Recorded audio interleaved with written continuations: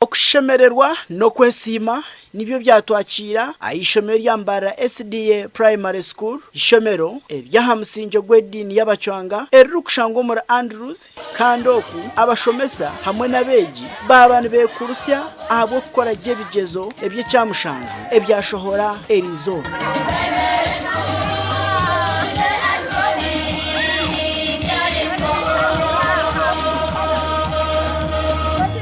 Abeegi 13 nibo bizire mu idara ryo kubanza, kandi ahereza Kereva nuwayizire abebembire no bonero mushanju, kandi abeegi 19 bija mu idara rya kabiri nuko kwayo barkwesiima. Nije mu first grade nyebaza abaziye banje bandesera Mbarara SDA Primary School, nyebaza n'abatisha banje abanshomise bafire munonga nkoreje.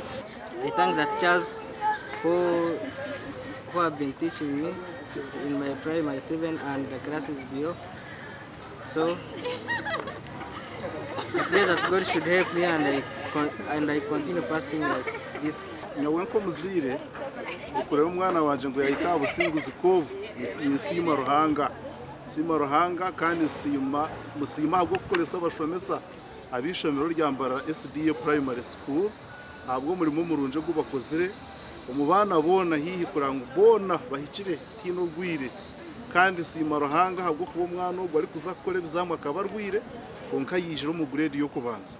Nisima bazira bukushashura school fees nuko yangisa byona mwe bari munonga mwe bari kushashura abana banyu school fees, kandi abana bitubizire bakoziregera ngahebwe kitenisa okuhika abahanguzi obu no kugira ngo bakorisa amaani omukwegesa abana aba obwe barukwebemberwa edini, kandi no kumanya ekibarukwenda nicyo kibaretire bayika ahabuhanguzi obu.